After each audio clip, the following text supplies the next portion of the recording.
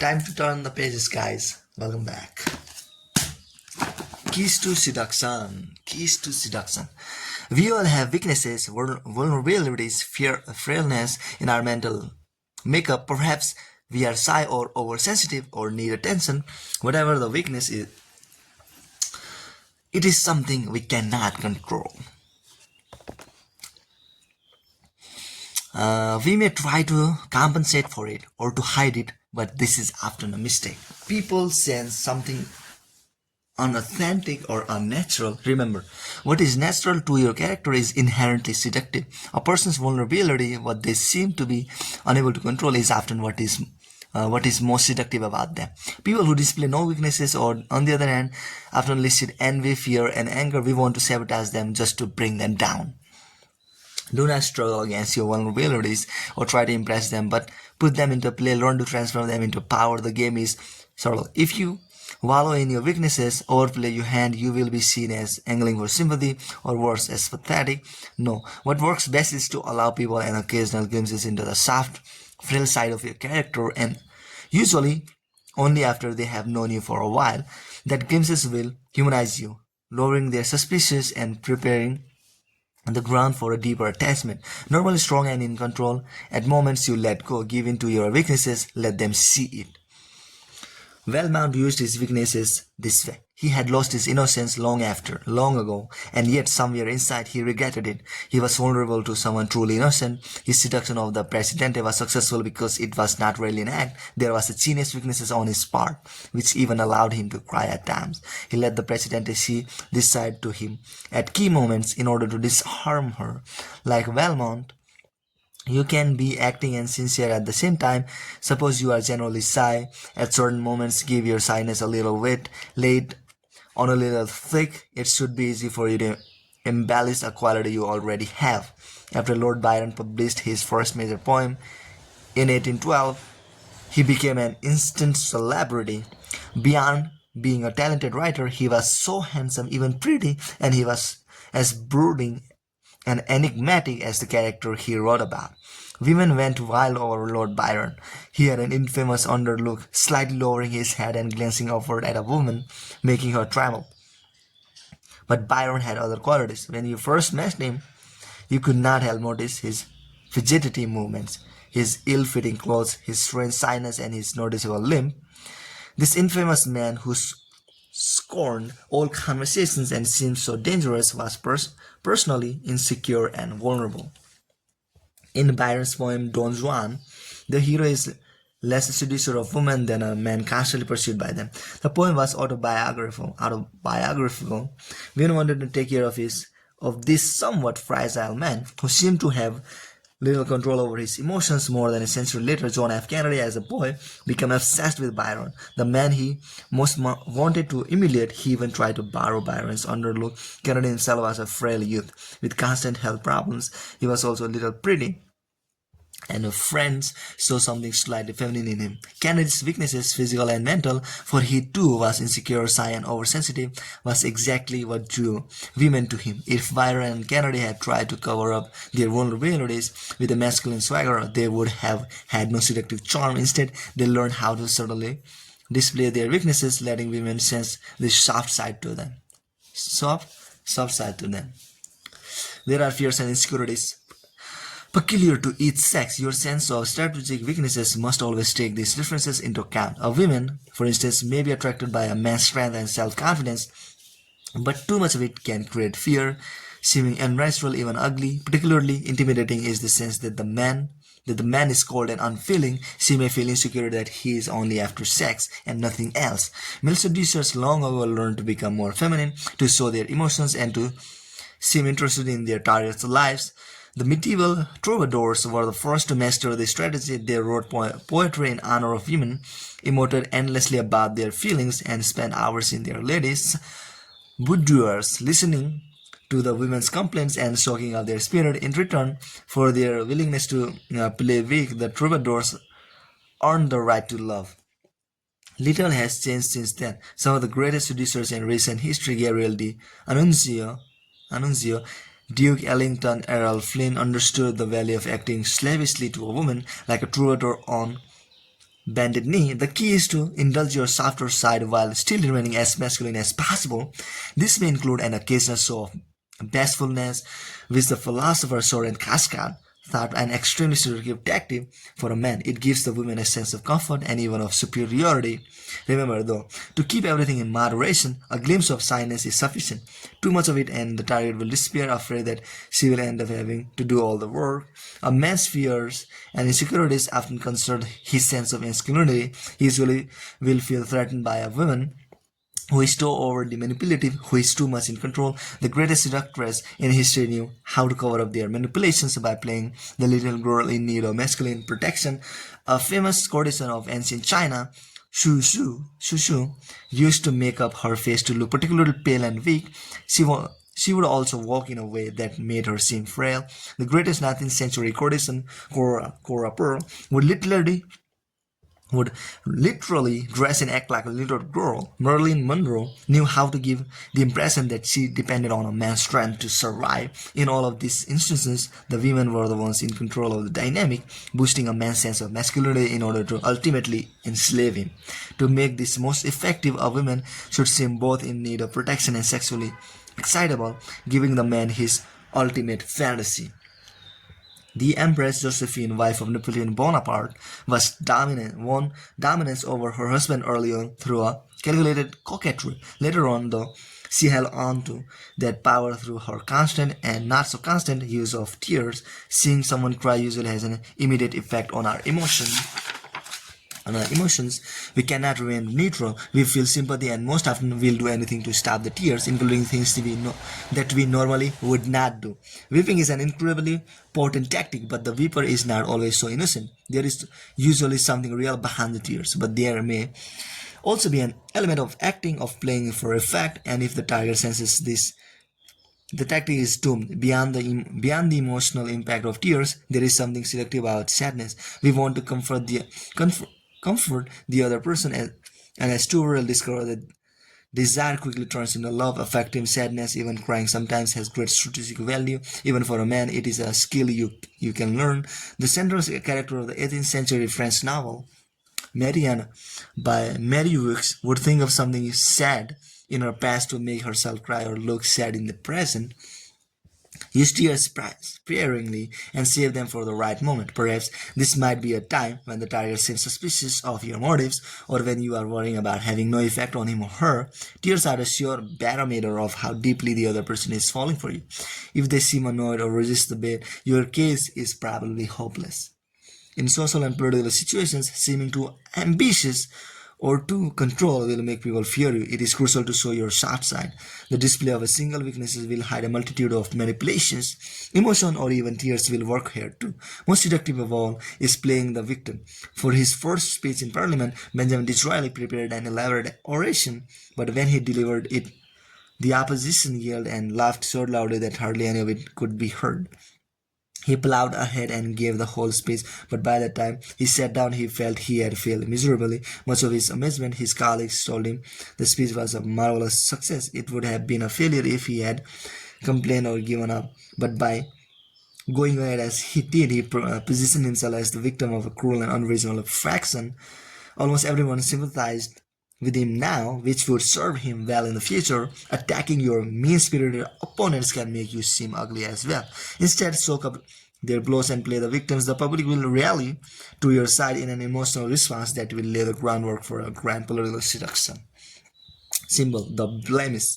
A beautiful face is a delight to look at, but if it is too perfect, it leaves us cold and even slightly intimidated.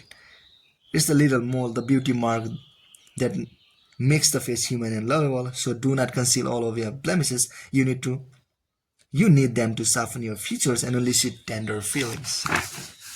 Reversal. Timing is everything in seduction. You should always look for signs that the target is falling under a spell.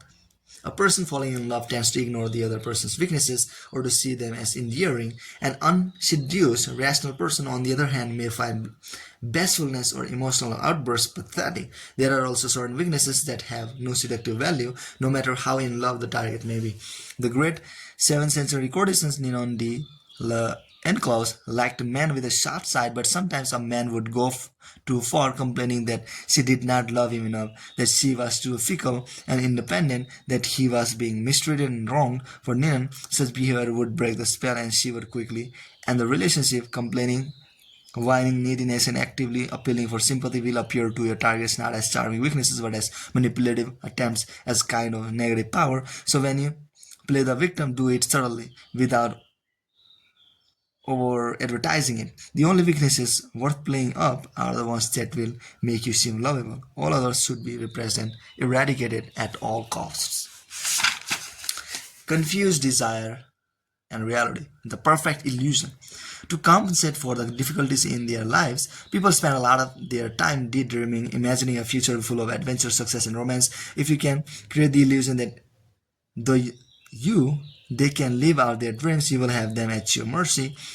It is important to start slowly gaining their trust and gradually constructing the fantasy that matches their desire. Aim at secret wishes that have been thwarted or repressed, stirring up uncontrollable emotions, clouding their powers of reason. The perfect illusion is one that does not depart too much from reality, but has a touch of the unreal to it. Like a waking dream, lead the seduced to a point of confusion in which they can no longer tell the difference between illusion and reality. Fantasy in the flesh. In 1964, a 20-year-old Frenchman named Bernard Briscott arrived in Beijing, China to work as an accountant in the French embassy. His first weeks there were not what he had expected. Briscott had grown up in the French provinces, dreaming of travel and adventure. When he had been assigned to come to China, images of Forbidden City and of the gambling dens of Macau had danced in his mind, but this was communist China, and contact between Westerners and Chinese was almost impossible at the time. Briscott had to socialize with other Europeans stationed in the city, and what a boring and cliquish lot they were. He grew lonely, regretted taking the assignment, and began making plans to leave. Then at a Christmas party that year, Briscott's eyes were drawn to a young Chinese man in a corner of the room. He had never seen anyone Chinese at any of these affairs. The man was intriguing. He was slender and sort of a bit reserved, but he had an attractive presence. Briscott went up and introduced himself.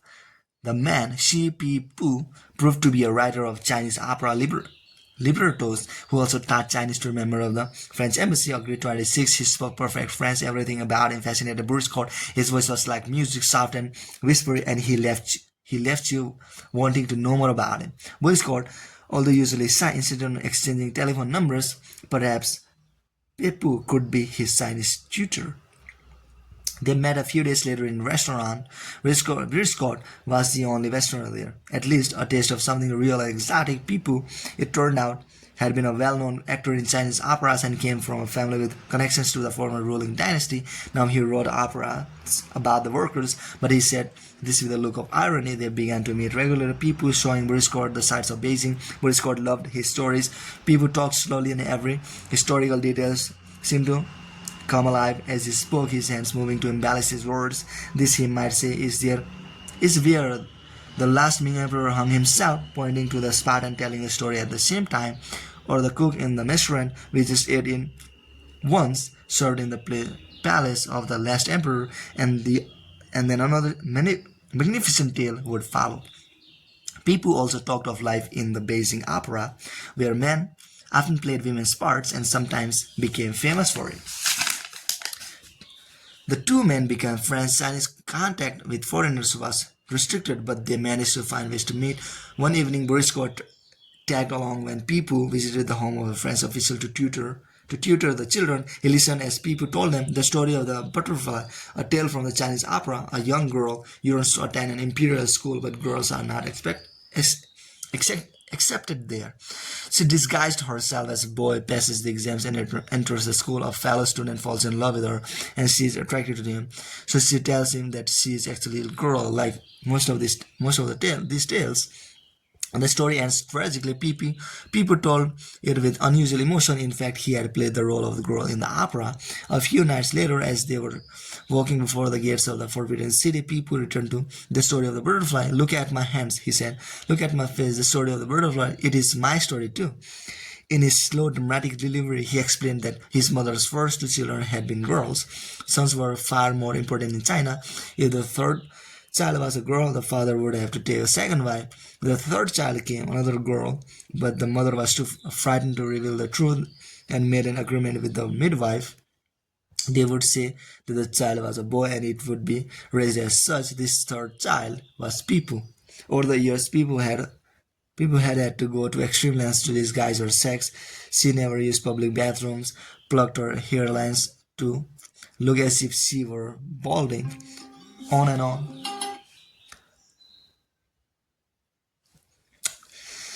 On and on. Scott was enthralled by the story and also revealed for like the boy in the butterfly tale. Deep down he felt attracted to people. Now everything made sense. The small hands, the high-pitched voice, the delicate neck.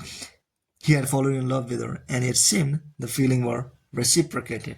People started visiting Beauty Scott's apartment, and soon they were sleeping together. She continued to dress up as a man, even in his apartment, but the women in China wore men's clothes anyway, and people acted more like a woman than any of the Chinese women he had seen. In bed, she had a shyness and a way of directing his hands that was both exciting and feminine. She made everything romantic and heightened. When he was away from her, her every word and gestures resonated in his mind. What made the affair all the more exciting was the fact that they had to keep it secret. In December of 1965, Bruce Scott left Beijing and returned to Paris. He traveled, had other affairs, but his thoughts kept returning to people. The Cultural Revolution broke out in China, and he lost contact with her. Before he had left, she had told him she was pregnant with their child. He had no idea whether the baby had been born. His obsession with her grew too strong, and in 1969 he fingled another government job in Beijing. Contact with foreigners was now even more discouraged than on his first visit, but he managed to track people down. She told him she had born a son in 1966, but he had looked like Boris Scott, and given the growing hatred of foreigners in China and the need to keep the secret of her sex, she had him stand away to an isolated region near Russia. It was so cold there, perhaps he was dead. She showed Boris Scott photographs of the boy, and he did see some resemblance. Over the next few weeks, they managed to meet here and there, and then Boris Scott had an idea. He sympathized with the Cultural Revolution, and he wanted to get around the prohibitions that were preventing him from seeing people. So he offered to do some spying. The offer was passed along to the right people, and soon Boris Scott was stealing documents for the communists. The son named Bertrand was recalled to Beijing, and Boris Scott finally met him. Now a threefold adventure filled Boris Scott's life: the alluring people, the thrill of being a spy, and the illicit child whom he wanted to bring back to France. In 1972, Boris Scott left Beijing. Over the next few years, he tried repeatedly to get Pipu and his son to France, and a decade later, he finally succeeded. The three became a family In 1983, though, the French authorities grew suspicious of this relationship between a foreigner office official and a Chinese man, and with a little investigating, they uncovered Boris Scott spying. He was arrested and soon made a startling confession. The man he was living with was really a woman. Confused, the French ordered an examination of people, as they had thought he was very much a man. Boris Scott went to prison. Even after Boris Scott had heard his former lover's own confessions, he was still convinced that Pipu was a woman. Her soft body, their intimate relationships, how could he be wrong? Only when Pipu, imprisoned in the same jail, showed him the incontrovertible proof of his sex, did Boris Scott finally accept it. I'll catch you in the next video. Bye.